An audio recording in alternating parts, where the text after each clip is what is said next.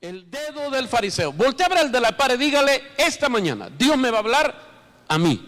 Dígale, dice: Dios me va a hablar a mí. Dios me va a hablar a mí. Una vez que hablé de los fariseos, surgió esta frase, fariseo en recuperación. Y bueno, mandaron a hacer ese rótulo. No sé a quién se le ocurrió esa fantástica idea.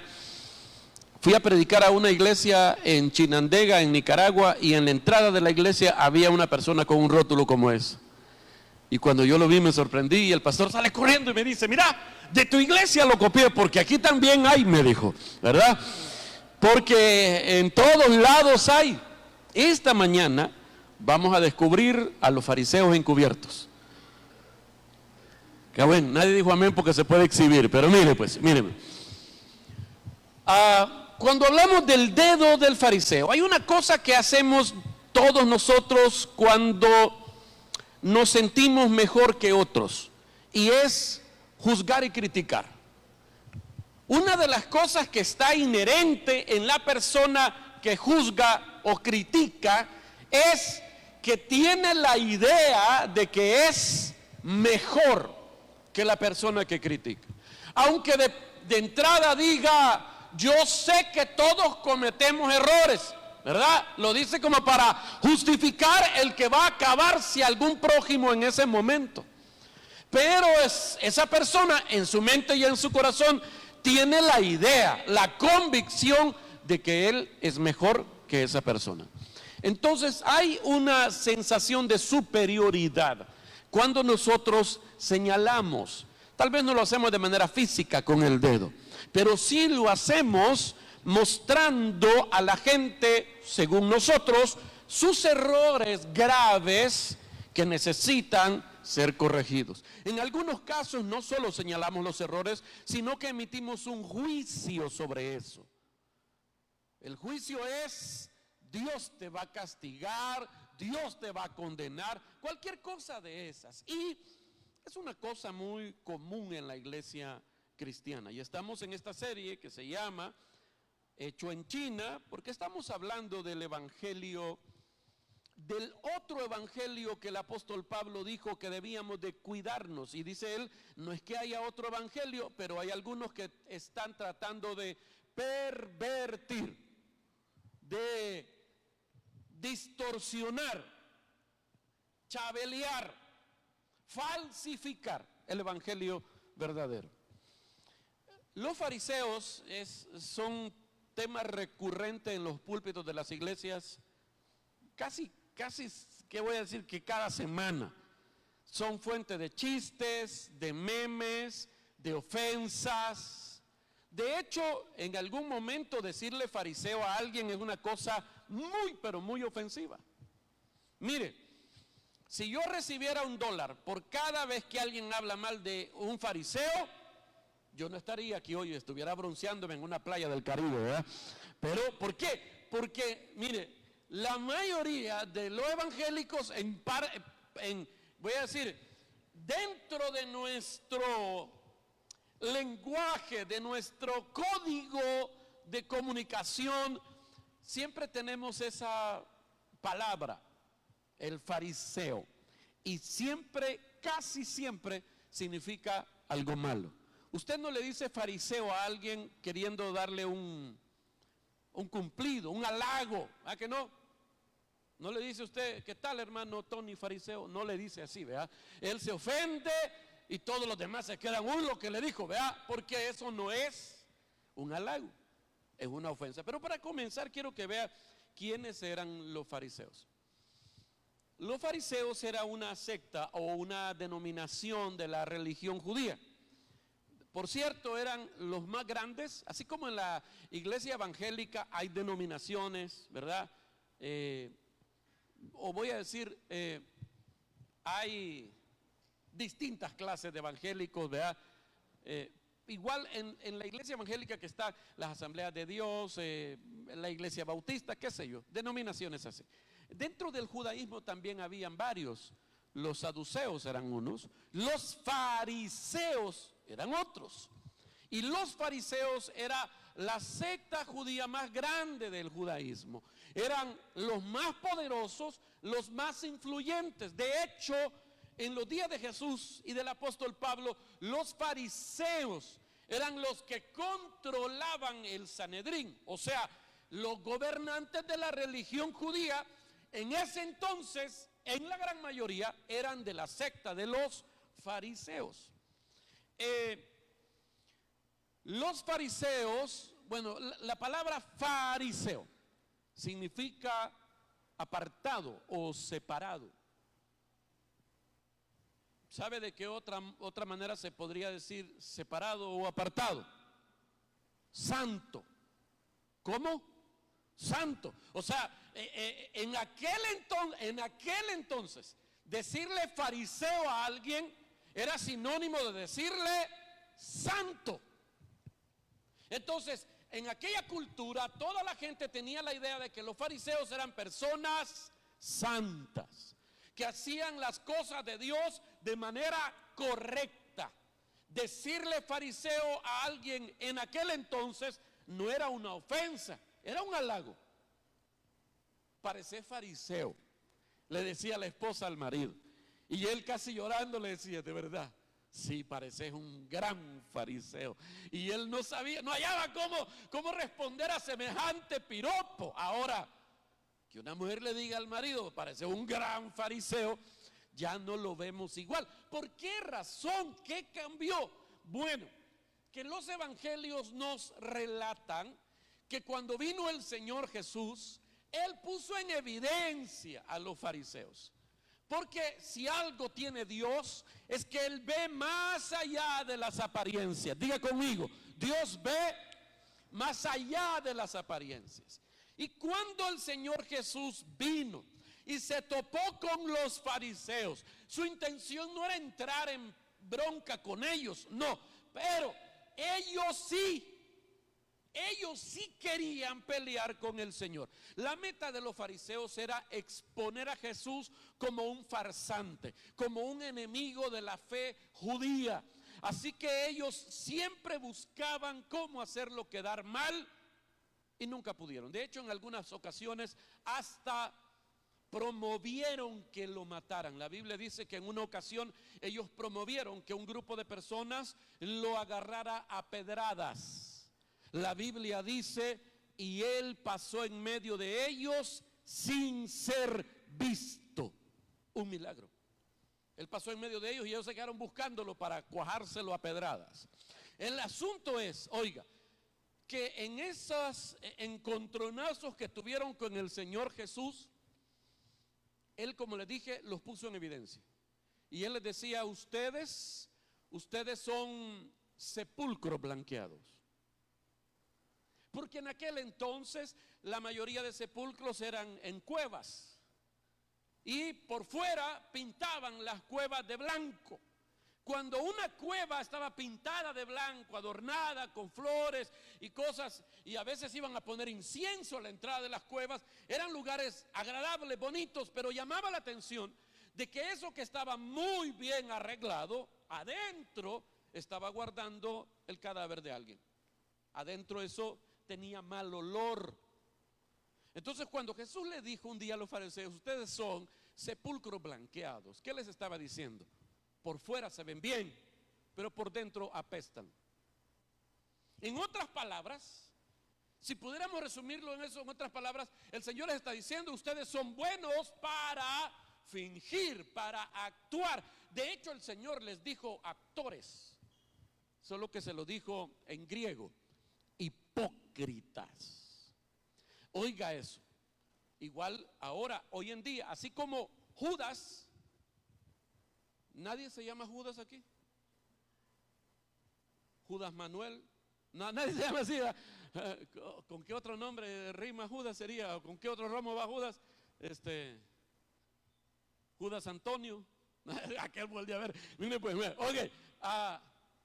Oiga, así como Judas, que Judas es el sonido griego de un nombre hebreo que era Judá, que era una de las tribus de Israel, y Judá significa alabado sea el Señor. Ahora, Judas no era un mal nombre, tenía un significado bonito, pero después de aquel cuate que vendió al Señor, nadie le quiere poner Judas a nadie, porque Judas, el nombre, se volvió sinónimo de traición. De hecho, usted le dice a alguien, sin decirle traicionero, le dice, sos un Judas, y el otro entiende el mensaje. Ok, igual pasó con los fariseos. Un nombre bonito, un grupo de personas que no todos eran malos, no todos, pero culturalmente ellos tenían la idea de que eran superiores a los demás judíos. Y cuando se encuentran con el Señor los pone en evidencia. Y el Señor, la palabra que más les repetía el Señor a ellos, como ayer en el Santiago Bernabéu, era gol, gol, gol, gol. En los tiempos de Jesús era hipócrita. La palabra que más Jesús le dijo a los fariseos era hipócrita, hipócritas, hipócritas. Entonces, hoy en día, la palabra fariseo se ha convertido en un sinónimo de hipócrita. Una persona muy religiosa, pero no honesta. Una persona legalista. ¿Cuántos han oído la palabra legalismo? Quiero ver, creo que todos. Que si usted tiene rato de ir a una iglesia, ha oído la palabra legalismo alguna vez. Pero ¿qué es el legalismo? Ponémelo por favor. ¿Qué es el legalismo? El legalismo se define como la aplicación de leyes y reglamentos humanos como base de la justificación o la santificación. Legalismo es el hecho de obligar a alguien a cumplir ciertas reglas, ciertas normas, ciertas leyes, con el fin de que esa persona, al cumplir esas leyes, se salve. Eso es legalismo. O sea, ¿es malo? Sí, es malo. Porque la salvación, lo hemos explicado por 2 semanas, de principio a fin, es una obra de Dios. Yo no puedo salvarme, usted no puede salvarse, solo Dios puede salvarte. Amén. El legalismo te dice, no, vos te podés salvar si te portas bien, si haces esto, si dejas de hacer aquello, podés ser salvo. Y míreme aquí, hay que aceptar que probablemente hayan cristianos que algunos son más maduros que otros, ¿verdad que sí? No todos los cristianos están en el mismo nivel de madurez. ¿Por qué? Porque la Biblia compara a la nueva vida en Cristo con un nacimiento. De hecho, le llama el nuevo nacimiento. Entonces, si una persona nace, lleva tiempo que crezca físicamente, que madure físicamente y que madure mental y emocionalmente. Igual, cuando uno conoce al Señor, tiene un nuevo nacimiento y lleva tiempo el poder madurar espiritualmente. Así que no todos están en el mismo nivel de madurez. Hay cristianos, unos más maduros que otros. Levanten la mano los más maduros aquí. No, qué bueno, que por maduros no levantaron la mano. Entonces, ok. Sí hay cristianos, unos más maduros que otros. También hay algunos que se creen más maduros y no lo son. Pero esos solo vienen los miércoles. Entonces, mire.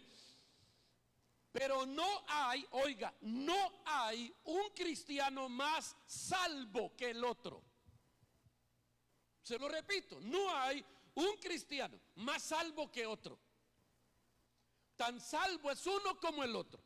Tan salvo es el cristiano maduro como el cristiano inmaduro. La salvación no depende de quién sos o lo que haces. La salvación depende de Dios, de principio a fin. Amén. Ok. También decía allí al final que el legalismo es tratar de aplicar leyes que ya perdieron vigencia. Los legalistas, míreme, los legalistas son una mezcla entre, o el legalismo es una mezcla entre orgullo e ignorancia. Se lo voy a repetir. El legalismo es una peligrosa mezcla entre orgullo e ignorancia. Y muchas veces los promotores del legalismo tratan de obligarte a cumplir leyes que perdieron vigencia, o sea, ya no son vigentes para hoy, para vos que sos salvadoreño, santaneco. No, hay leyes que tenían que ver solo con el pueblo de Israel. Y hay leyes, por ejemplo, si podríamos llamarle leyes, hay observaciones, hay ordenanzas en el Nuevo Testamento que tenían solo que ver con un grupo determinado. Por ejemplo, el hecho de que la Biblia dice en alguna parte del Nuevo Testamento, en la primera carta a los Corintios, que las mujeres tenían que para orar cubrirse la cabeza. ¿Ha leído eso en la Biblia? Y el apóstol Pablo le habla a los corintios para que tengan cuidado de eso. ¿Por qué? Pero eso no se lo dice a los gálatas, eso no se lo dice a los tesalonicenses, no se lo dice a los santanecos. ¿Por qué? Porque aquí no hay necesidad de eso. En aquel entonces, en ese lugar, la cultura de la ciudad decía que la mujer que no se cubría el cabello era una mujer de mala vida. Entonces el apóstol Pablo, para que no hubiera tropiezo en eso, le pide a las mujeres que se cubran la cabeza cuando van a ir a la reunión de la iglesia, para que nadie la vea mal. Pero eso no tiene que ver con usted. ¿Aló? Hoy en día hay lugares donde en las iglesias a las mujeres les obligan a usar velo para orar, para adorar, para ir a la iglesia. Y bueno, ¿alguna de ustedes usó velo alguna vez para orar? ¿Nadie? 1, 2, 3, 4. Veo un hombre que levantó la mano. No. 5, 6. Ok. Eso es cultural. Diga, eso es cultural. Míreme, le voy a contar un chambre, pero no le voy a contar a nadie. La iglesia, la primera iglesia donde yo me congregué era una iglesia donde a las mujeres se les obligaba a cubrirse para ir a la iglesia. Y los hombres tenían prohibido usar bigote y barba. Esa fue la primera iglesia donde yo me congregué. Y años después, unos 15, 20 años después, yo ya no me congregaba ahí. Y de alguna forma, no sé ni cómo pasó, empezamos a tener una relación de amistad con el que fue mi pastor en aquel entonces. Sí, el pastor de la iglesia donde prohibían usar bigote y barba. Sí, donde todas las mujeres se cubrían y sentaban a los hombres a un lado y las mujeres a otro lado. Y para todo eso tenían versículos de la Biblia, pero eran leyes que no tenían vigencia para todos los cristianos. El punto es que un día estábamos echándonos un café con este pastor que es uno de los pastores, yo lo admiro mucho, a pesar de todo lo que le pudo haber pasado, porque él fue el fundador de la iglesia evangélica más grande, bueno, la iglesia evangélica más grande de América Latina, la fundó él. De hecho, tenemos una filial aquí subiendo para ahí del semáforo, para ahí nomasito está. Esa es una filial de esa iglesia. Entonces un día estábamos tomándonos un café, hablando de todo y de nada, chambreando, ¿verdad? Cosas buenas de Dios. Y yo le dije un día el asunto del velo. Bueno, ese día hablamos del bigote y la barba. Y entonces yo le dije, dígame por qué prohibían el bigote y la barba. Y él se puso a reír y me dijo, porque a mí no me salía. O sea, si yo me dejaba crecer el bigote me salía, me dijo, como Cantinflas. Entonces yo me lo quitaba. Y todos en la iglesia pensaban, así debe verse un hombre cristiano. Entonces empezaron a prohibir. Y yo me quedé extrañado, pero a mí hasta me leyeron un versículo, le dije yo. Y se quedó asombrado. ¿El qué? Me dijo, sí, sí. Y el versículo es cuando sacaron a José de la cárcel, porque el faraón lo manda a llamar, y José dice: tengo que afeitarme primero porque no puedo presentarme ante el rey sin afeitarme. Me leyeron, cuando yo vi el pasaje en blanco y negro en la Biblia, yo dije: vaya carambada, ya me fregué. Yo tenía un bigote precioso, precioso, de esos bigotes que salen a los 15, 16 años, que no se ven a simple vista. Son tornasol, si uno se voltea para allá, entonces el sol, entonces ya uno puede verlo así. Bueno, así era mi bigote pues, pero era mío. Y yo tuve que ofrendárselo a Dios. Yo me acuerdo que cuando yo me lo quité frente al espejo, tenía yo unos 17 años en ese entonces, y me lo quité, yo lloraba frente al espejo. Y yo en mi ignorancia le decía: Señor, te doy esta ofrenda para ti. Yo creo que Dios se ha de haber reído de mí, ¿verdad? A ver, yo, pobrecito ¿verdad? Bueno, sí, y los ángeles matados de la risa. Ahí vamos a hablar cuando yo llegue. El asunto es, mire pues, que ahí le pregunté: ¿y por qué las mujeres se cubrían? Y él me dice: porque la iglesia que me mandó a mí a abrir esta iglesia aquí en El Salvador, porque él no es del Salvador, tenían esa costumbre. Y es lo que yo había aprendido y es lo que enseñamos. Pero es cultural, le pregunté yo. Y se me queda viendo: ¿vos qué pensás? Es cultural, le dije. Yo ya no le estaba preguntando. Y me dice: sí, es cultural. ¿Y por qué no dejaron de hacerlo? Me dijo: es que llegó un punto en esa iglesia en que la gente abrazó tan fuerte las tradiciones humanas que era más problema quitarlo que dejarlo. Así que lo que hicimos fue dejar de predicar eso, dejar de enseñar en las clases de gente nueva eso. Y con el tiempo hubieron mujeres que ya no lo usaron, los que empezaban a llegar, pero de uno a uno empezaron a imponérselo. O sea que cuando una hermana mayor veía a una muchacha recién llegada a la iglesia, ella en buena onda le regalaba una mantelina. ¿Y para qué es esto? Le decía la recién llegada, a la que ya tenía años en la iglesia: para que Dios te oiga las oraciones. ¿Quién no va a querer eso? Se lo amarraban aquí, ¿verdad? Pero era un asunto que allí se volvió cultural. Era cultural en los días de Corinto y se volvió cultural ahí. Pero no podemos decir que si no te cubrís la cabeza Dios no te oye o no te responde, porque entonces ¿dónde está el poder de la oración? En la mantita que te cubre la cabeza. Y el poder de la oración está en Cristo Jesús, quien escucha y quien responde las oraciones. Amén. Ok, ya me tardé un montón, media hora, y ni siquiera he empezado la introducción.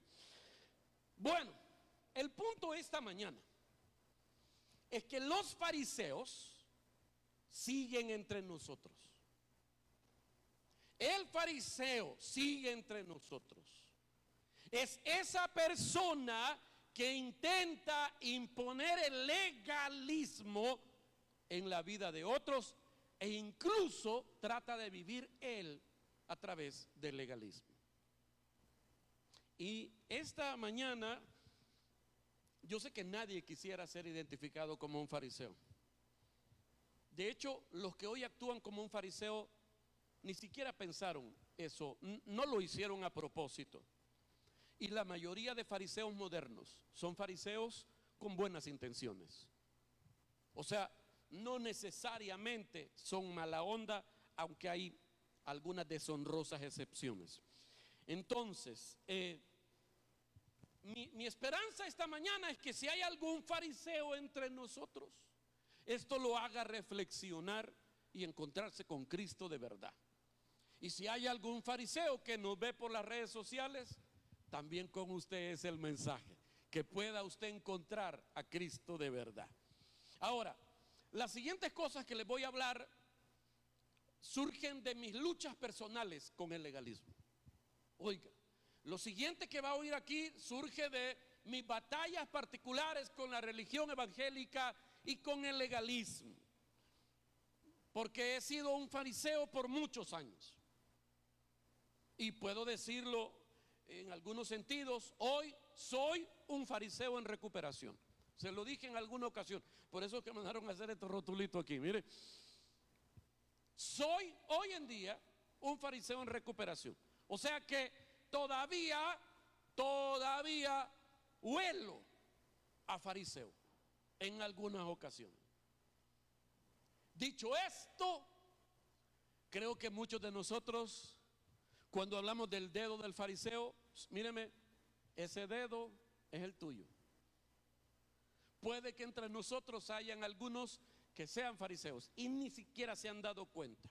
Entonces, hoy, esto es como aquellos exámenes, ya le he contado eso, ¿vea? Esos exámenes que hacían allá donde usted estudiaba, que el profesor te ponía el examen, vos lo contestabas y después te decía, vos calificate solito. Así que hoy usted se va a calificar solito. Y vamos a ver 9 señales. 9, sí, 9. Tipo 3 estamos terminando. Los hombres se quedan de una vez a la reunión de las 4. Ok, mire pues. Las 9 señales de que el dedo del fariseo es el suyo. Las 9 señales de que usted es el fariseo. Dígale al de la par así, dígale, fariseo, cuidado con ese dedo. Dígale así. Voltéalo a ver y diga, fariseo, cuidado con ese dedo. Ok. Bueno. Espérame, me voy a echar un trago.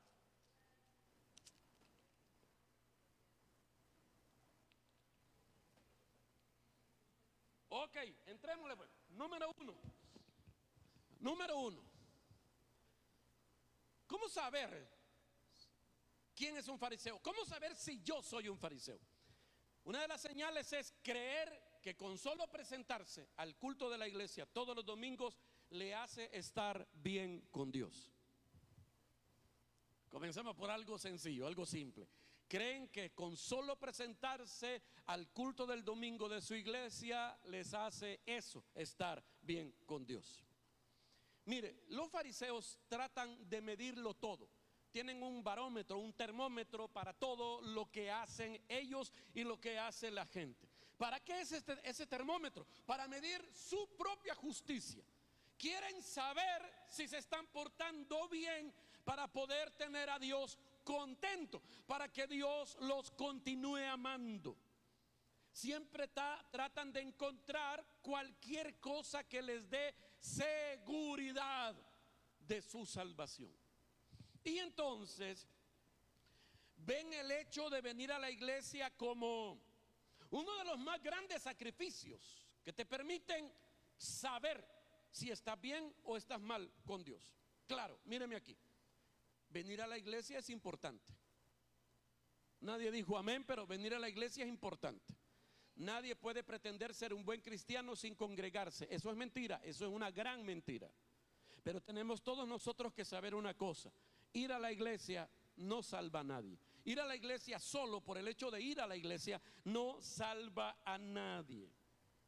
El fariseo le da al hecho de ir a la iglesia o congregarse una relevancia más allá de lo que las escrituras le da.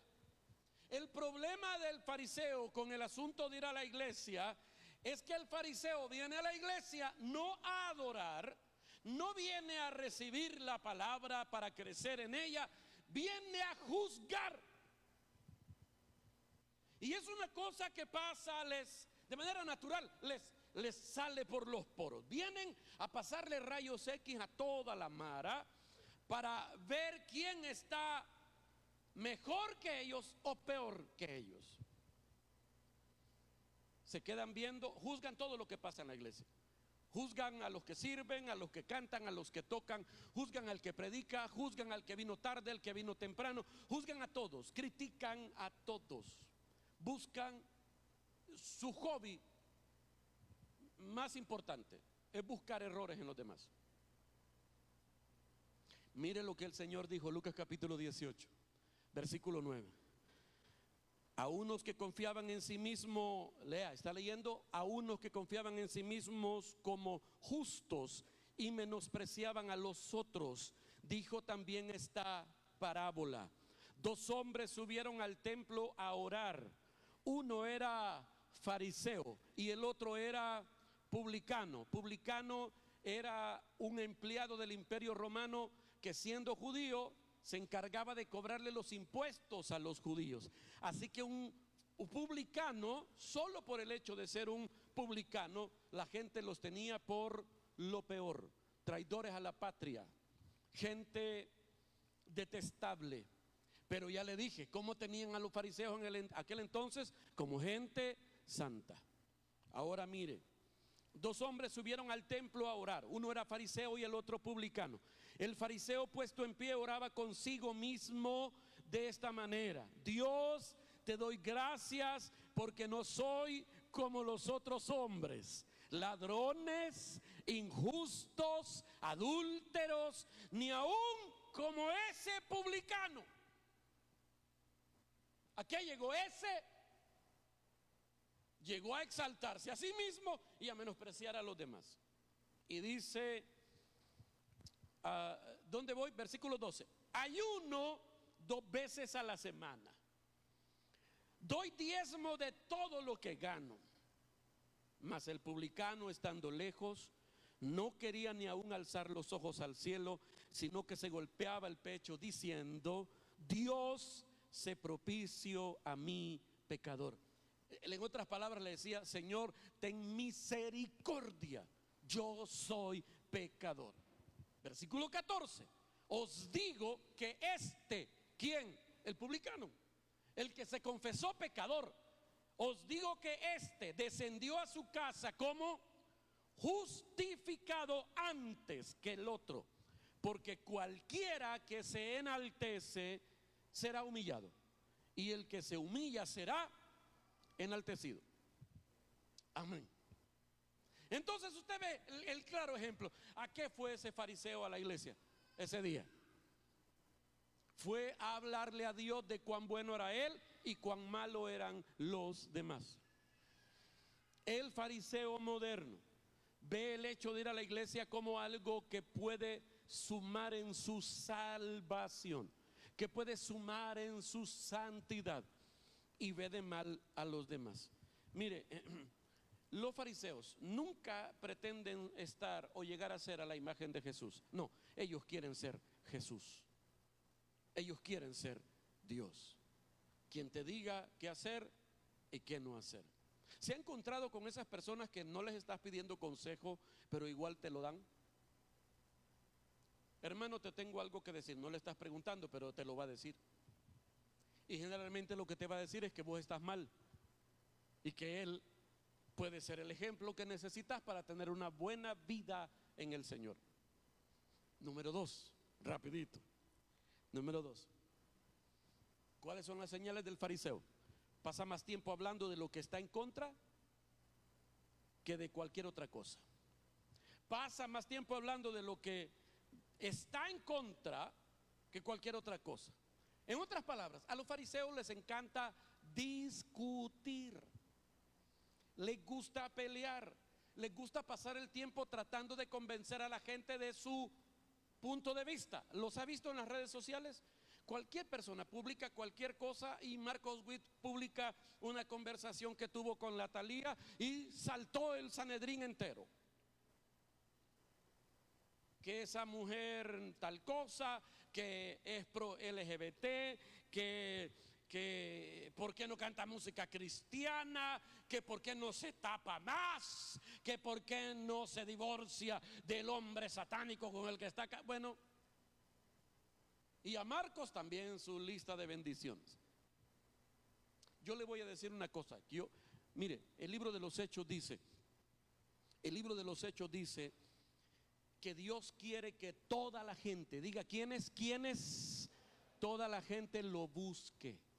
Dice, porque Dios no está lejos de ninguno de nosotros. Así lo dice el libro de los Hechos. Dios no está lejos de ninguno de nosotros. Y sigue diciendo que Dios desea que la gente lo busque aunque estén ciegos. Dios quiere que aunque sea, dice así, palpando, tocando a ciegas, lo encuentren. Así que si la Thalía está buscando a Dios, Así que si cualquier cantante no cristiano hace una canción para Dios, o publica un versículo bíblico, o le toma una foto a la Biblia que está leyendo, en vez de atacar, nosotros deberíamos dar gracias a Dios, porque están haciendo lo que Dios quiere según la Biblia. Que aunque estén ciegos, a tientas se acerquen para tocarlo. Dios no está lejos de ninguno de nosotros. Dios no está lejos de la Talía, no está lejos de vos. ¿Aló? No es santo de mi devoción la Talía. Yo no soy el abogado del diablo, ¿verdad? Cruz, cruz, que se vaya el diablo y venga Jesús. Pero no sé, yo no la puedo juzgar, yo no la conozco. ¿La conoce usted? ¿Va que no? Bueno, dígale al de la par, no se has metido. Entonces, los fariseos siempre quieren discutir. Si el fariseo pudiera escribir todas las acciones malas y todos los errores que encuentra en cada persona que conoce, se quedaría sin tinta en el lapicero, porque ellos sí saben lo que está mal. Por eso cuando una persona está hablando con otra y se le queda viendo muy serio y de repente le dice: te voy a decir cuál es tu problema. ¿Ha oído usted eso? Yo te voy a decir cuál es. No tiene nada que ver con la conversación, pero él ya te escaneó y te sacó los clavos. Estás muy mal. Los fariseos están en contra de todo lo que ellos no aprueben. Ellos están en contra de tomar, de fumar, de bailar. Estamos hablando de cosas que son malas, pero vayámonos más allá, ¿verdad? Están en contra de la música secular. ¿Cuántos de ustedes oyen música secular? ¿No les da pena levantar la mano aquí en la iglesia? ¿Va que no? Bueno, está bien. Ahora, pero el fariseo te dice que eso no es correcto. Las canciones deben ser para Dios solamente. Le dije yo a una persona: voy a arrancar unas páginas de la Biblia, y me dijo: ¿y eso? Me dijo, ¿se burla de mí? No, le dije yo, pero es que hay un libro en la Biblia que se llama Las super canciones de Salomón. Se llama El Cantar de los, o sea, una super canción. La canción de las canciones se llama el libro. Lo escribió Salomón. Y esas canciones no son para Dios, son para la múcura de Salomón. ¿Cuántos han leído El Cantar de los Cantares? Son canciones de un hombre hacia una mujer. El Proverbios 31 dice: la mujer que teme a Jehová, esa será, dígalo sin miedo, esa será. Y aquí no hay fariseos, no le va a pasar nada. La mujer que teme a Jehová, esa será alabada. O sea que se puede alabar a una mujer, sí, sí se puede, ahí está en la Biblia. No es que usted le va a decir: te alabo, vieja, no, no así, ¿verdad? Pero, espérame. ¿Qué significa alabar? Alabar significa exaltar las virtudes de una persona. Hablar, manifestar, hacer, dar a conocer las virtudes de una persona. ¿Aló? Muchos de esos fariseos que están en contra de esas canciones románticas le cantan a la mamá el 10 de mayo. ¿Y no es lo mismo, pues? El punto es, oiga, que ellos siempre van a estar en contra de todo. Si ellos no lo aprueban, no está bien. Parecen la mafia evangélica. Miren lo que dice Marcos 12. Marcos 12. Jesús dijo, bueno, lea, Marcos 12. Enviaron a Jesús a uno de los fariseos y del partido de Herodes. ¿Para qué? Dice, para sorprenderle en alguna palabra y acusarle. O sea, fueron a buscar a Jesús. ¿Para qué? Para ver en qué lo agarraban mal parado. Ahora, si hicieron eso con Jesús, lo van a hacer con vos. Ok. Hace poco, hoy que me puse esta camisa en la mañana me acordé. No hace poco, hace unos meses, quedé de reunirme con un pastor en Guatemala. Y él llevó a un par de muchachos de su iglesia. Y entonces yo me fui ahí donde estábamos comiendo, fui a rellenar mi vaso de soda. Y cuando yo venía, esos muchachos venían entrando y lo saludaron: pastor, ¿qué tal? Que no sé qué. ¿Y qué anda haciendo aquí? Aquí pues me vine a reunir con un pastor amigo del Salvador. Y entonces dicen ellos: ¿el qué? El loco de las camisas de colores, dijo. Esta camisa había llevado ese día yo. Y me dijo, ese muchacho le decía a su pastor, ¿cómo puede un pastor? Él como quizás con una duda genuina, ¿cómo puede un pastor vestirse así para predicar? Entonces yo llego por atrás y le digo, porque si me meto la camisa se me ve mucho la panza y no me gusta, le dije yo.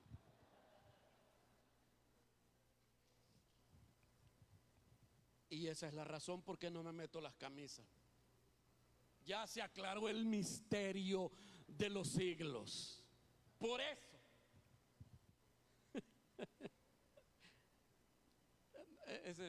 Ese chavo no hallaba donde meter la cara, ¿verdad? Después, como yo lo sentía muy apenado, yo lo abrazaba, le pegaba en la espalda así para que no se sintiera tan mal. Pero la verdad es que si quieren encontrar algo de qué acusarte, lo van a encontrar. Cosas leves y cosas graves. Porque vos también has pecado, ¿vea que sí? Bueno, número 3, rápidamente, número 3. Otra de las señales de que alguien es un fariseo o que vos sos un fariseo es que el fariseo cree que Dios realmente lo necesita. El fariseo cree que Dios lo necesita. Creen que Dios los necesita en su equipo. Creen que sin ellos la iglesia no funciona. Que sin ellos la iglesia pierde la brújula moral. Que sin ellos la iglesia se va a descarriar. Dios los necesita. Y oiga, mire, déjeme ser honesto con los fariseos de hoy en día. Si Dios necesitara a un hombre para ser Dios o para hacer lo que Él quiere hacer, no es un Dios que valga la pena adorar. Dios no necesita a nadie. Él puede usar a cualquiera, pero no necesita a nadie. Mire lo que dice el Salmo 50, versículo 12. Eso te lo manda a decir Dios. Si yo tuviera hambre, no te lo diría a ti, porque mío es el mundo y todo lo que en él hay. Claro, Dios nunca va a pasar hambre. Pero ¿qué dice? Si llegara a pasar de una manera hipotética que él tuviera necesidad de que alguien le ayude, dice, al último que voy a venir a buscar es a vos. Dios no te necesita. Dios te puede usar. Dios quiere usarte, pero no te necesita.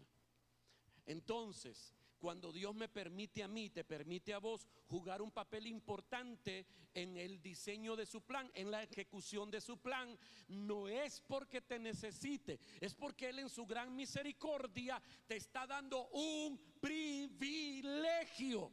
Y hay que verlo y valorarlo de esa manera. Es un gran privilegio que Dios me tome en cuenta, te tome en cuenta a vos para hacer parte de su obra sin necesitarte.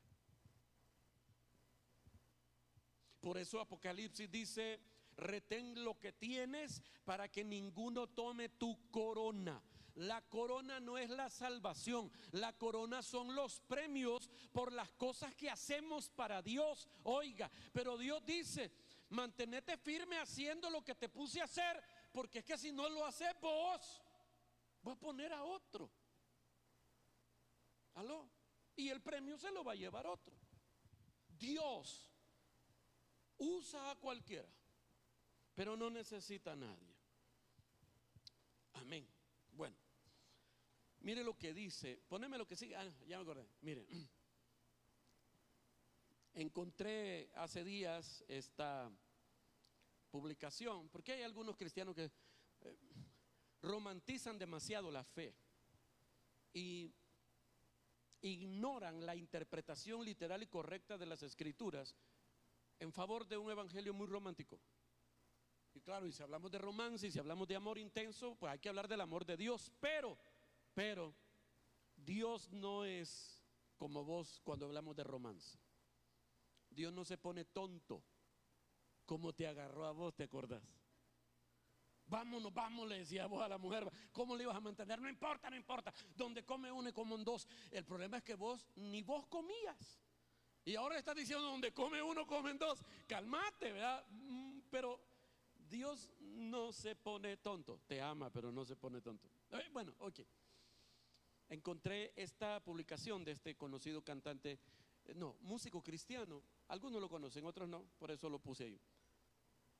Escribió una reflexión que se llama así, mire: si Dios no te necesita, no estés con Él.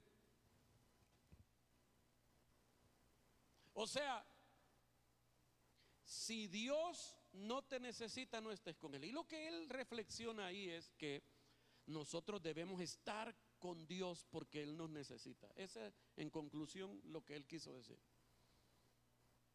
Y con todo respeto, Dios no te necesita. Miren lo que dice Hechos 17, léalo conmigo, Hechos 17, versículo 24. Él es el Dios. Leamos el pasaje y usted dígame si cree que Dios lo necesita. Él es el Dios que hizo el mundo y todo lo que en él hay, ya que es el Señor del cielo y de la tierra. No vive en templos hechos por hombres, y las manos humanas no pueden servirlo, porque Él no tiene ninguna necesidad. Él es quien da vida y aliento a todo y satisface cada necesidad. En otras palabras, el pasaje dice: Dios no te necesita, vos lo necesitas a Él. Usted necesita a Dios, Dios no te necesita. Ahora, quiero aclarar la parte donde dice que las manos humanas no pueden servir a Dios. ¿Se acuerda que le he dicho muchas veces que nosotros de manera directa no podemos servir a Dios? O sea, no hay un programa que se hace en el cielo donde ahí está lo que a usted le toca hacer en el mes para Dios, hacerle el café a Dios. Ya quisiera yo poder hacer eso, pero yo no puedo hacer eso. Yo no le puedo lustrar los zapatos a Dios. Yo no puedo servirle a Dios de manera directa. No, ¿cómo le servimos a Dios? Sirviendo a los demás. Y el pasaje se refiere precisamente de eso. Dios no necesita ser servido a Él de manera personal. Vos lo necesitas a Él. Diga: yo necesito a Dios. Romanos capítulo 11, versículo 36. Porque Él, por Él y para Él son todas las cosas. A Él sea la gloria para siempre. Amén. Amén. Ok, número 4. Yo creo que solo lo voy a ir mencionando porque tengo que llegar al punto. Porque, tranquilos, me queda tiempo, 5 minutos. A veces en 5 minutos el Real Madrid mete hasta 3 goles. Así que puede que pase. Ok, número 4. Los fariseos no se arrepienten de sus pecados porque no tienen ningún pecado serio del que arrepentirse. ¿Aló? Los fariseos no se arrepienten de sus pecados porque no tienen ningún pecado serio de que arrepentirse. Los fariseos saben que pecan, pero no tan feo como vos pecas. Entonces nunca se arrepienten, porque lo que están haciendo realmente no es tan malo como lo que está haciendo otra persona. Nunca se encuentra un fariseo pidiendo perdón. Miren lo que dijo el fariseo cuando está en el templo y está el publicano en la otra esquina. Le dice: yo no soy tan malo como otros. O sea, es malo, pero hay peores. ¿Aló? Honestamente, aquí sentaditos, tranquilos todos, hágase un examen. ¿Cuántas veces usted honestamente ha pensado: no, yo sé que soy pecador, pero este hermanito, no, este no tiene remedio. Esta mujer, no, esa mujer no tiene remedio. ¡Qué sinvergüenza! Ay, no sé cómo tienen el valor de hacer eso. Honestamente, lo hemos dicho nosotros. Yo lo he dicho, tú lo has dicho, él lo ha dicho, ellos lo han dicho, nosotros lo hemos dicho. Así le hace Vicente Fernández, pues, sí. Bueno, okay. mire, todos en algún momento nos la hemos picado, aunque sea en el interior del corazón, de ser mejores que otros. Esa es actitud de fariseo.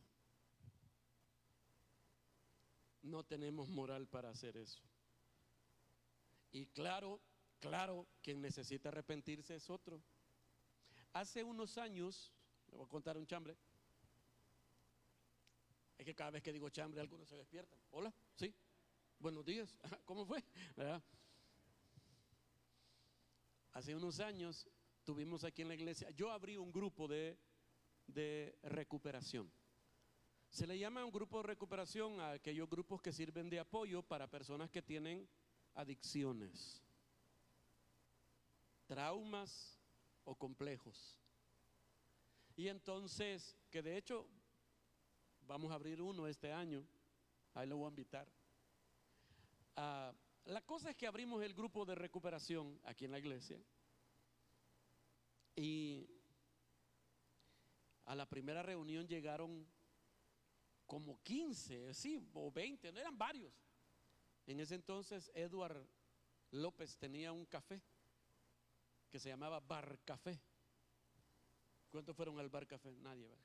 No habían nacido vos sí. Bueno, y en el Bar Café, en la segunda planta, ahí tuvimos la primera reunión del grupo de recuperación. Y la idea era explicarles de qué trataba ese grupo, y todos íbamos a firmar un pacto de confidencialidad. O sea que lo que habláramos ahí se quedaba. Nadie más tenía que ir a contar eso afuera. Y bueno, esa era la primera reunión que íbamos a tener, y todo bonito y toda la cosa. En el break, estábamos tomándonos un café, 3 personas en diferentes momentos se me acercaron a decirme así: mira, yo la verdad, pastor, no tengo problemas, fíjate, yo vine a ayudarte, así que contá conmigo para lo que sea. Un ratito después aparece otro y me dijo: mira, no vayas a pensar mal de mí. No, ¿cuándo? Le dije yo, vea, pero yo dije, voy a ir a ver en qué le ayudo al pastor, porque ese ministerio debe ser heavy. O sea, 3 personas me dijeron: yo estoy aquí no porque yo tenga un problema que resolver, sino por ayudarte a vos. ¿Cuánta gente está en la iglesia porque necesitan ellos creer que le ayudan a Dios? Y sí le conté de aquel hombre que bien bolo me dijo una vez que estaba comenzando una iglesia en Júpiter. Me dijo: bien bolo, no te preocupes, aquí voy a venir yo a apoyar, no te preocupes. Bien bolo, no sé ni quién era, pero bien bolo. Probablemente había sido cristiano, pero él me llegó a decir: yo te voy a apoyar aquí para que levantemos esta iglesia. Somos orgullosos y creemos nosotros, oiga, que otros necesitan arrepentirse y nosotros no. Bueno, voy rápido. Primera de Juan capítulo 1 versículo 8 dice: si decimos que no tenemos pecado, nos engañamos a nosotros mismos y la verdad no está en nosotros. Número 5, rápidamente. Para ellos todos los temas son blancos o negros. O sea, o sos o no sos. Sos blanco o negro. No hay grises. En la medida de los fariseos no se ocupan de la gran lista de tonalidades de grises que hay. Y en la vida y en la fe no todo es blanco y negro. Mire. Hay problemas familiares donde las cosas no son blanco y negro. Hay problemas financieros en que las cosas no son blanco y negro. En la vida entera hay una gran gama de grises. Por ejemplo, en la música.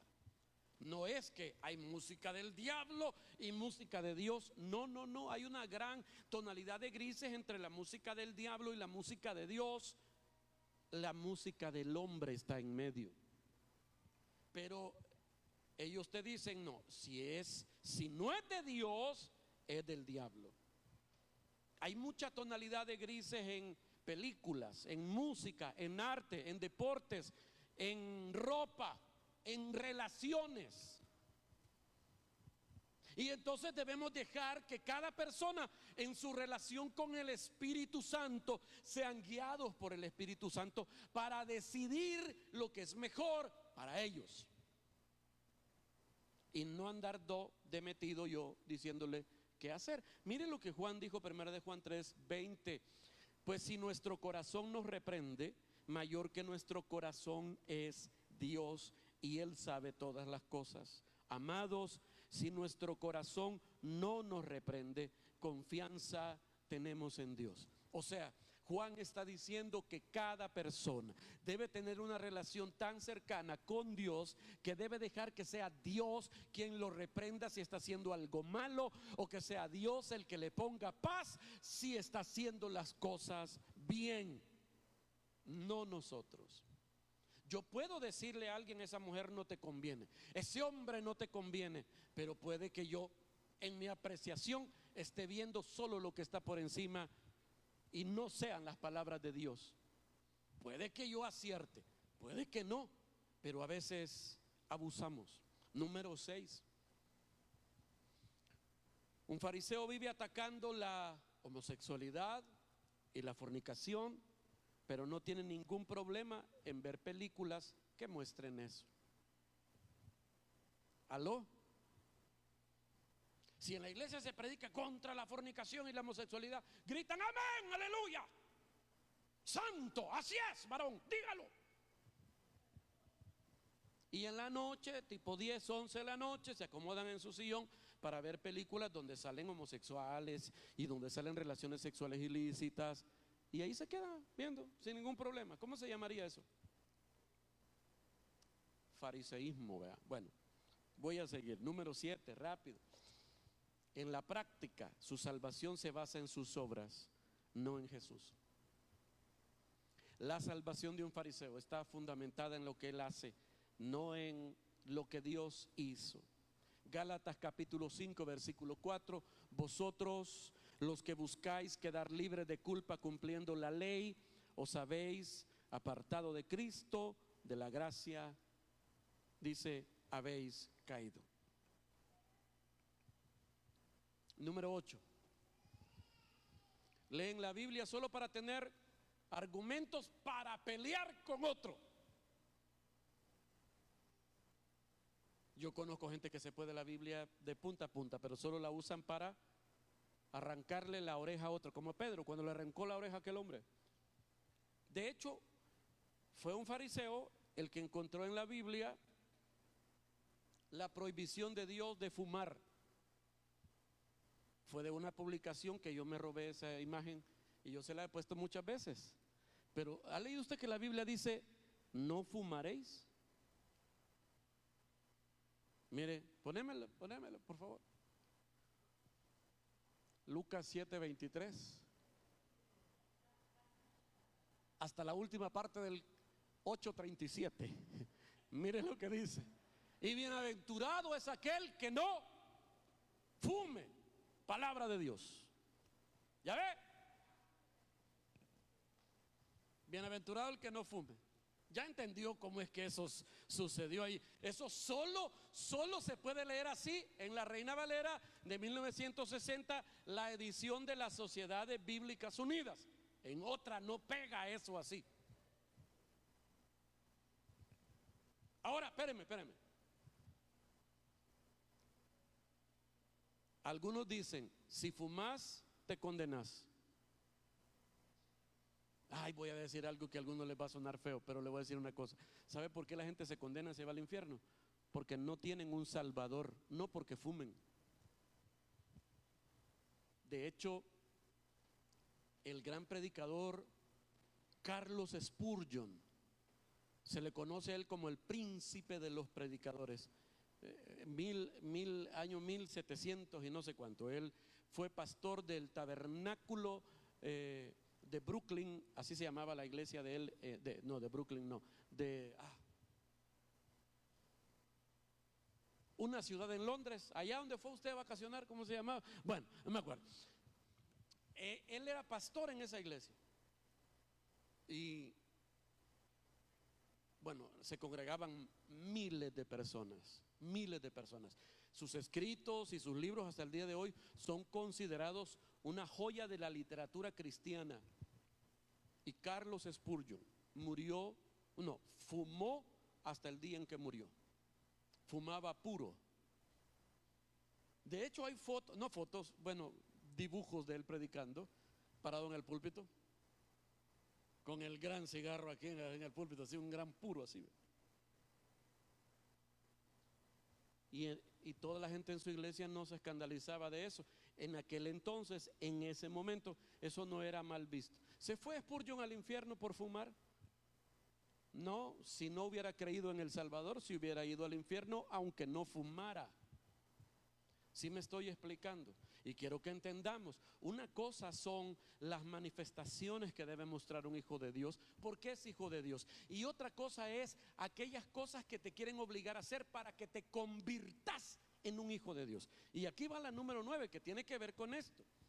Que el fariseo quiere que el no cristiano se componga antes de aceptarlo en la iglesia. Llega alguien nuevo a la iglesia y pretenden que esa persona desde el primer día decida ya no vestirse así, ya no hablar así, ya no fumar, ya no tomar, ya no nada de eso.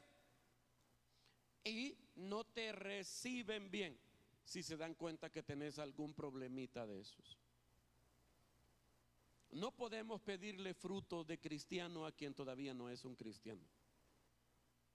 Y la puerta está abierta. Jesucristo invitó a venir a todos, el que tuviera sed que viniera, el que quisiera venir que viniera. En el camino Él se iba a encargar del milagro de la transformación.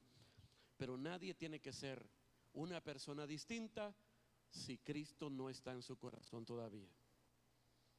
Por eso nosotros invitamos a que toda clase de personas pueda venir. No importa quién es, no importa lo que haya hecho. El Señor te espera. Y el cambio de tu vida no depende de vos ni de nosotros, es de Dios. Él lo hará. Voy a terminar rápidamente. Ayúdame con el piano, por favor. ¿Cuál sería la reflexión esta mañana? ¿Cuál sería el antídoto para dejar de vivir como un fariseo?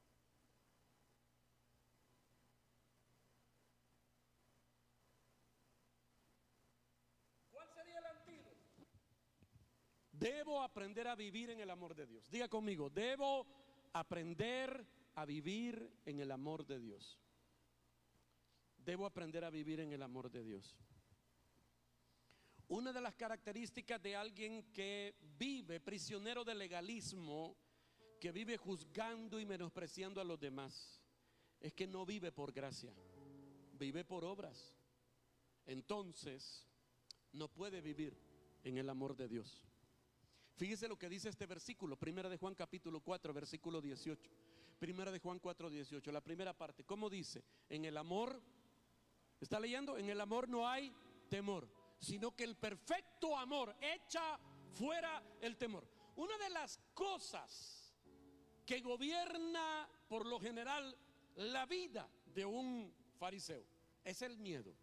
Miedo a ser condenado, miedo a ser rechazado por Dios, miedo a que no le alcance la justicia de sus buenas obras para salvarse. En un par de ocasiones me ha tocado asistir a personas que están a punto de morir. Y, o sea, en el momento justo de morir. Una de esas ocasiones era una mujer que le había servido a Dios, había creído en Jesús hace mucho tiempo, había vivido una vida de fe, pues a mi juicio y al juicio de los que la conocían, muy aceptable. Pero al final y al cabo la salvación no dependía de esas cosas, dependía de su fe en Jesús como el Salvador. Yo estaba allí en ese momento y esa mujer estaba en agonía intensa y ella no se quería morir. Su familia ya se había despedido de ella, su familia ya había hablado con ella, era una mujer anciana y ella no quería morirse. Ella me decía que tenía miedo de irse. ¿Miedo de qué? De que del otro lado me espere el diablo y no Dios. Miedo. Muchos de nosotros todavía tenemos miedo a morir. ¿Por qué razón? Porque no estamos seguros qué va a pasar cuando muramos. Todavía seguimos con la idea, ¿qué tal si había que hacer esto o lo otro? Cuando la Biblia claramente dice, porque por gracia sois salvos por medio de la fe. Y esto no es una cosa de ustedes, es un regalo de Dios, no por obras, para que nadie se jacte. La salvación es un regalo de Dios. En el amor no hay temor, porque el perfecto amor echa fuera el temor. ¿Qué significa eso? Que cuando yo abrazo el amor de Dios, el amor se va por la ventana. Cuando el amor de Dios entra por la puerta de mi vida, el temor sale por la ventana. El amor y el temor no pueden convivir juntos, se repelen. Así que cuando yo tengo una vida cristiana gobernada por el miedo, y todo lo que hago para Dios está fundamentado en el miedo que le tengo a Dios, no conozco su amor. Hay muchos cristianos que avanzan, que caminan, que son una maquinita para servir. Temprano, uniformaditos, bien peinaditos, bañaditos, están ahí para servir en sus iglesias. Gente que no falla en diezmar, gente que nunca dicen que no cuando se les pide. Usted ve, pero un montón de gente que sirven, pero de manera impecable, con total fidelidad. Pero tristemente tengo que decirle que en la mayoría de los casos de la gente que hace eso, los mueve el miedo. Porque creen que Dios los va a dejar de amar si no hacen eso. Y te voy a decir algo. Juan 3:16, ese versículo de los 50 versículos de la Biblia que usted se sabe de memoria, yo sé que ese es el primero. Juan 3:16. Ese versículo dice que para que Dios ame al mundo, el mundo no tuvo que hacer nada. Dios ama a todos. No hay nada que usted haga para que Dios lo deje de amar. Ahora, es distinto cuando Dios se siente orgulloso de sus hijos, porque sus hijos hacen el bien. Pero Él quiere que el bien que hagan sus hijos sea por amor, no por temor. En el amor no hay temor. El amor vence el miedo. ¿Alguna vez ha visto una escena, aunque sea en la televisión? Está un gran incendio y está toda la gente viendo ese enorme edificio que se quema, y nadie tiene valor de entrar, ni siquiera los bomberos quieren entrar para ver si hay algún sobreviviente. Y de repente entre la multitud grita una mujer, se abre paso entre la gente y entra corriendo al edificio en llamas. Alguien podría decir: ¿y esa vieja loca se va a morir? Venga, señora. No, pero ¿por qué entró esa señora corriendo al edificio en llamas? Su hijo está dentro y quiere ir a rescatarlo. ¿Tiene miedo? Sí, pero el amor venció el temor. Dios espera que todo lo que usted haga por Él es porque usted lo ama, porque usted está agradecido, no por miedo. Dios quiere quitar el miedo a la condenación del infierno, para que todo lo que hagamos sea por amor. Necesito aprender a vivir en el amor de Dios. ¿Cómo hago eso? Número dos cosas nada más, ponémelo rápido. ¿Cómo puedo vivir en el amor de Dios? Todos los días le entrego a Dios mi corazón. No significa que todos los días vas a intentar ser salvo, no, todos los días. Mírame para acá. El centro de tus emociones es tu corazón, y todos los días necesitamos decirle: Señor, hoy vengo a reconocer que mi vida no es mía, es tuya. Y es tuya no porque te tengo miedo, sino porque yo te amo, porque tú me amaste primero. Si yo vivo en esa conciencia, estaré asfixiando al fariseo interno, y no dejaré que ningún otro fariseo se imponga con su autoridad sobre mí. Y número 2, todos los días recuerdo la manera en que Dios me ama. Todos los días debo recordar la manera en que Dios me ama. Nosotros los seres humanos amamos bien feo. Dios ama bien bonito. Rápidamente, ¿cómo ama Dios? Soy aceptado completamente. Hay maneras en que Dios me ve a mí y a vos en Cristo, y son las maneras en las que Él me ama. Soy aceptado completamente. Dios me acepta. Mucha gente vive en el fariseísmo, en el legalismo, en la religión, porque quiere ser aceptado por otros, porque espera que la gente lo acepte como un miembro de la iglesia o como un verdadero hijo de Dios. Pero tu necesidad de aceptación la suplió Dios en Cristo Jesús. Tito capítulo 3 versículo 7 dice: gracias a Jesucristo, ¿qué dice? Dios nos aceptó. Diga conmigo: soy aceptado por Dios. Dígalo fuerte: soy aceptado por Dios. Así que si le agrado a Dios y me agrado a mí mismo, ¿cuál es el problema en que yo no te agrade a vos? Si te agradas a vos mismo y le agradas a Dios, ¿cuál es el problema que no le agrades a alguien? ¿Cómo me ama Dios? Siguiente, rápidamente. Soy amado incondicionalmente. Incondicionalmente. Si hay dos características básicas del amor de Dios, es que el amor de Dios es consistente y es incondicional. Consistente significa que no cambia. Diga conmigo: no cambia. No cambia, no cambia. Dios no es impredecible, Dios no es caprichoso. Si Dios decidió amarte, Él te va a amar hasta el final. Lo dice la Biblia de Jesús, y dice: y a los que amó, los amó hasta el fin, incluyendo a Juditas. Los amó hasta el fin. El amor de Dios no cambia.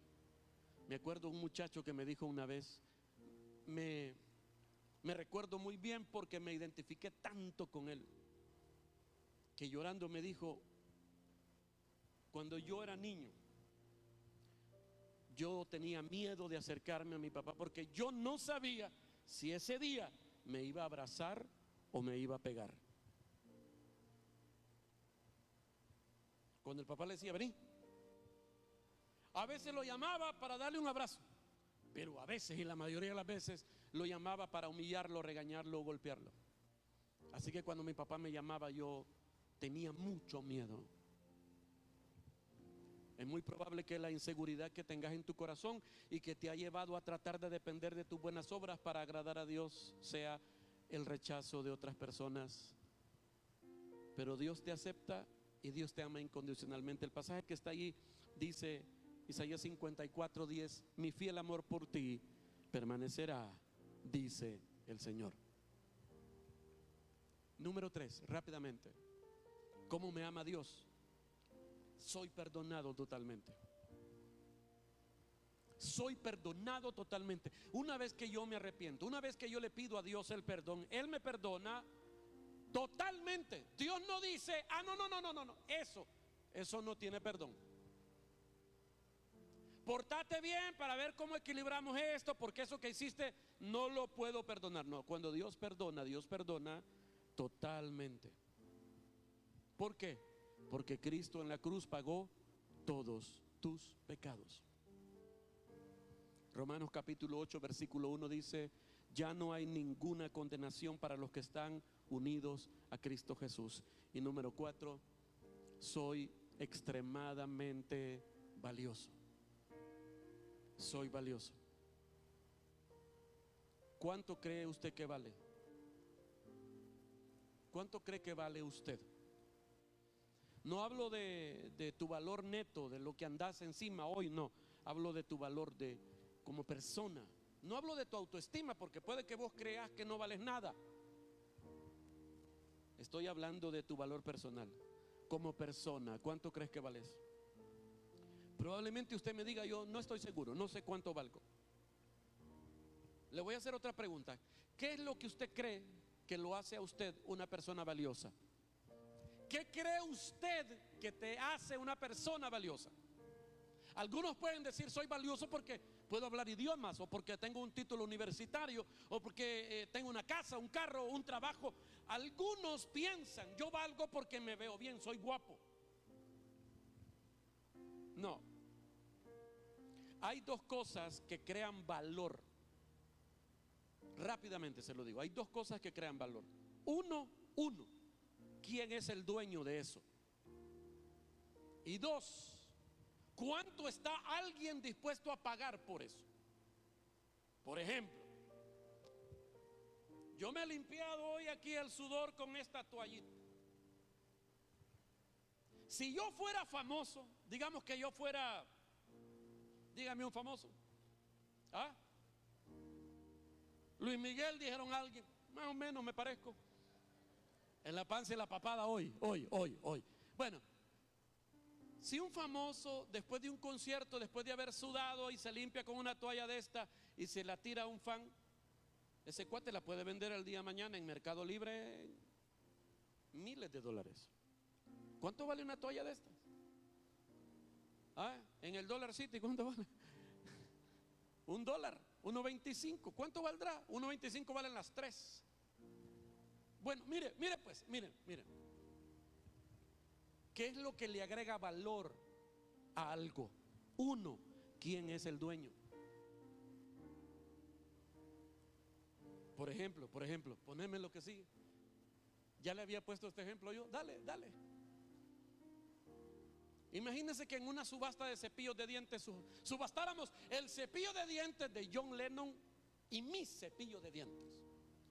¿Por cuál cepillo cree usted que darían más pisto?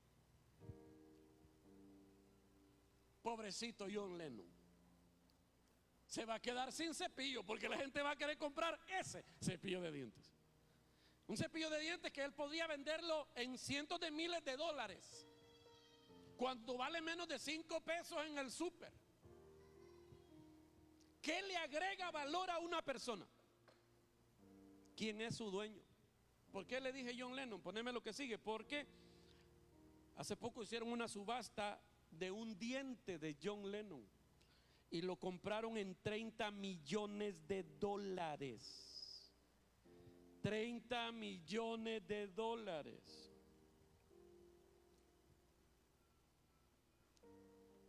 Poneme lo que sigue. ¿Cuánto valdría una camisa propiedad del mágico usada o una camisa suya usada? La suya no vale nada, pero la usada por el mágico podría venderse muy bien. ¿Qué estoy diciéndole con todo esto? ¿Qué le agrega valor a algo? ¿Quién es el dueño? Tu vida vale no por lo que vos tengas o sepas. Tu vida vale porque sos propiedad de Dios. La Biblia lo dice, 1 Corintios 7:23. Dios nos hizo libres por medio de la muerte de Cristo. Pagó un precio muy alto. Quiero que esta mañana todos nos pongamos de pie.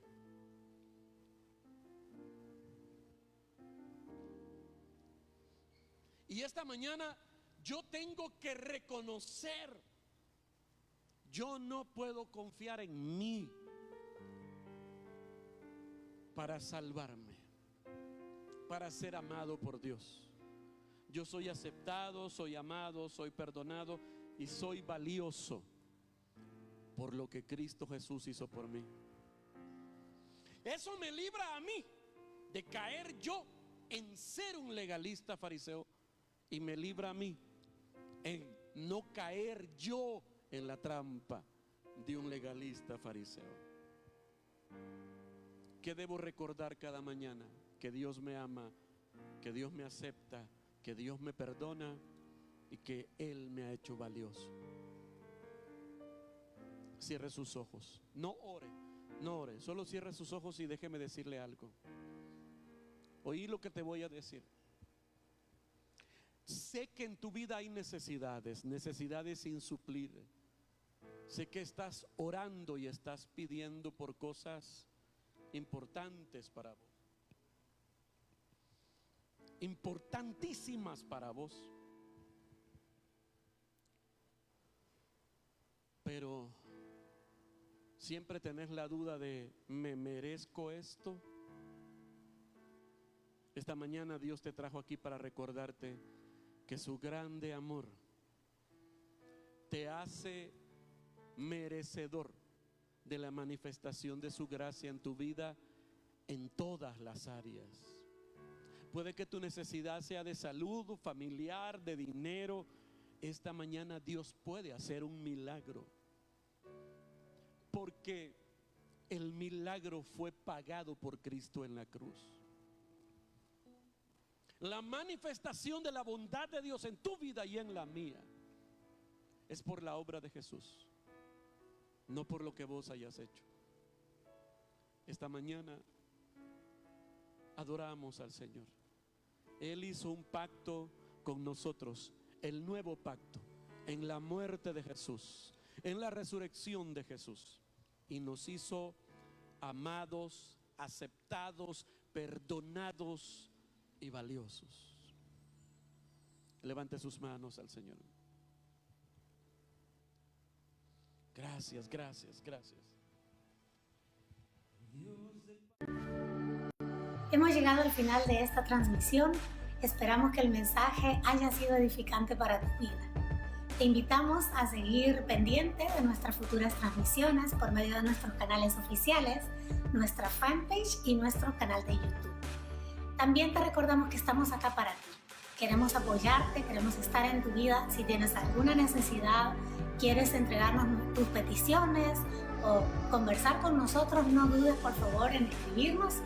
Y si quieres también colaborar con nuestro ministerio, puedes hacerlo también a través de nuestra página enviando un mensaje. Te recordamos que este ministerio